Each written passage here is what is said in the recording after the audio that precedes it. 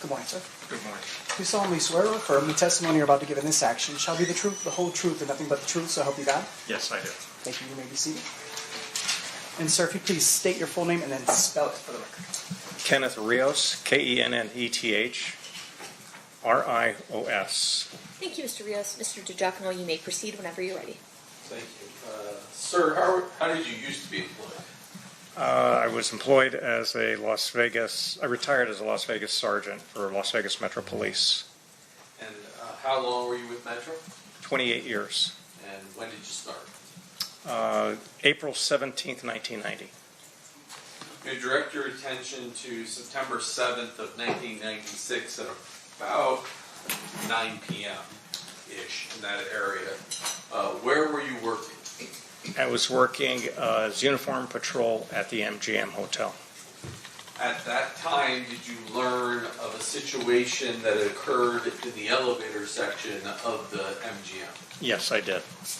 And did you respond over to that location? Yes, I did. And did you have contact with an individual wearing a Dan Marino number 13 jersey? Yes, I did. I'm going to play a little video for you. Can we go back, Tommy?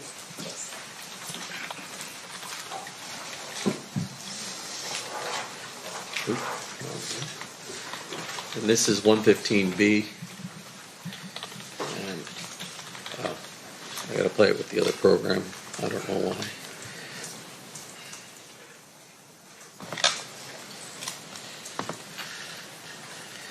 I'm going to back up just a little bit here.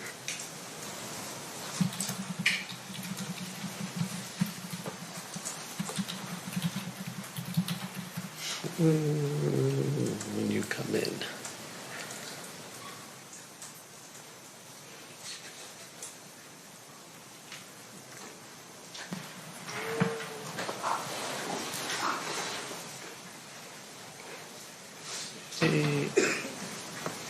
Started right about here. You let us know when you see yourself. I see myself. All right. And which of the three officers we have on scene there are you? One with the dark hair. My back, well, it was dark back then. My back is towards the camera facing the gentleman that has the Marino jersey on. Eventually, if we watch this video, you have a conversation with this individual, correct? Yes, I did. And at that time, did you ask him to identify himself? Yes, I did. How did he identify himself? He identified himself through a California driver's license, which security had in their possession and gave to me. Back then, this is just the fight call and he's the victim, correct? We thought he was a victim, yes. And so, did you talk to him about whether or not he wished to press charges or be involved? Describe that for us. Yes, I asked him first if he needed medical assistance, and he refused. He said he was fine. I then asked him what happened, and he told me basically that a couple of guys that he didn't know jumped him. And once again, I asked him if he needed medical. He said no. I asked if he wanted to file a report, and he said no. At that point, was he released and free to go on his way? Yes, he was. Later on that evening, did you learn about a shooting involving Tupac Shakur? Yes, I did. And then were you asked to then draft a report as to what your interaction was with Mr. Anderson? Yes, I was. And at that time, what name did you remember for Mr. Anderson? It was Orlando. I remember his first name. Is it anything unusual that when a victim gets attacked and doesn't want to press charges or write a report, for you not to have written a report that night? No, it's not. Basically, if you don't have a victim, you don't have a crime, as we put it, which isn't necessarily true. You always have a crime. But if you don't have a victim, the chances of prosecution, you won't get any information, and so we don't take a report if the victim refuses. It's only afterwards, the incident that occurs a couple hours later, you then go back from memory and write down what you recall from this incident. Yes, I did. And you were able to remember his first name as Orlando. Yes. Nothing further. Cross, Mr. Stift. Mr. Rios, Yes, sir. did you review anything in your preparation for your testimony here today? Yes, I did. What did you review? I reviewed my officer's report. I reviewed my memory. I reviewed also the last statement that I gave, I believe was to the grand jury a few years ago. Okay. And I would assume that prior to your testimony at the grand jury, you reviewed your officer's report back then even, Yes, yes, I did. prior to testifying in front of the grand jury? Yes, sir. Okay. Make sure we're clear here. You wrote that report. That's in the normal course of your duties as a police officer. Yes, sir. No exception to in terms of you conducting your business as a police officer that you don't ever write a report. No, there's some instances where I may not write a report. Sure. Can you tell us what those instances are? Not offhand, because it's been so long. There's just, you don't write a report for everything that you do. Everything's recorded in some way through the computer or through dispatch, I'm sure. But to sit down and write a formalized report on all my actions, no. So in terms of all your actions, are you saying, like, for instance, if you get up out of your cubicle and you go into your sergeant's office to talk about fantasy football, oh, no, that wasn't been back then, talk about the game between the Bears and the, Chargers, we're not talking about that kind of documentation, right? Right, I would never talk about the Bears, but yes. Okay. And there we go. And in terms of the way, though, you would handle, like, for instance, if you're doing an investigation, or in this case, you're part of an incident that occurs, a report would be drafted for something like this. Yes and no. It would just depend. It would depend, it would depend on some factors. In this case, there was no victim. He refused any kind of help. But it was worth noting because of his involvement. Yeah. And so the state had asked you a question specifically as to when you wrote your report. You wrote it after you got off of this particular shift. Is that when you wrote your report? I don't recall when I wrote it, but I'm sure that my officer's report would reflect that time. But I know I didn't write it immediately after. All right. And in terms of your knowledge that Tupac Shakur had just been shot, your testimony to the jury is that you had understood at that point that potentially a person by the name of Orlando may have been something to do with that particular case. I don't recall if that was the reason why I wrote the report, if that's what you're asking. Yeah, because I'm a little curious. Like, how do you, there's a shooting of Tupac Shakur.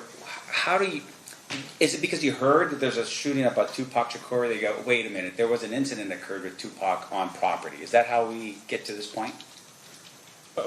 Back then, I don't recall if that was the process that I went through to make the report. I don't believe so. I believe that there was some other officers that probably told me and suggested that I write a report because of his possible involvement. Right. So news goes out throughout the valley, Tupac has been shot, and then you're advised, hey, there was something happening with Tupac, just capture whatever it is that you remember, right? I don't recall that happening that way, but for most intents purposes. Right. Now, in terms of your report and you writing it, you're still on property when you hear that this incident had occurred with Tupac Shakur. I don't recall where I was at the time. Okay. Would you have ever called back to the MGM and say, hey, capture more video of this particular incident and the guy with the Marino jersey, the night of the shooting, to help them with whatever investigation could be out there? Did you do that? Not that I recall, no. Do you know of anyone else among the 3 officers that were there, or any other officers would have done something like that? I have no idea. Okay. Maybe they're all Bears fans, and that's the reason why they didn't do that. It could be. Yep. Let me ask you this, though. In terms of your this particular night, extra officers show up as overtime. They work overtime. Is that what this is? Yes, sir. All right. And they're doing it for a special event, right? Yes, sir. And in this case, this special event was the Tyson fight. Yes, sir. All right. In terms of the amount of people in Las Vegas, I would imagine there would have been a lot. A lot of people? Yes. Yes, sir. We see video showing, obviously, a lot of people at the MGM. Yes, sir. And would it just be the MGM where the fight was taking place, or would that be throughout the Strip? No, there'd be officers on other properties. Yeah. And once again, these officers are on there because of the anticipated flow of people coming into Las Vegas for this special event. Yes, sir.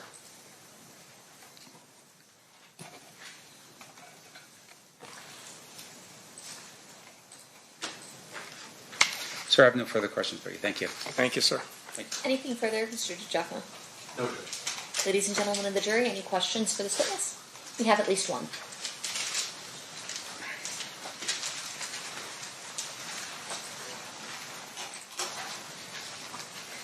Can I have the party support?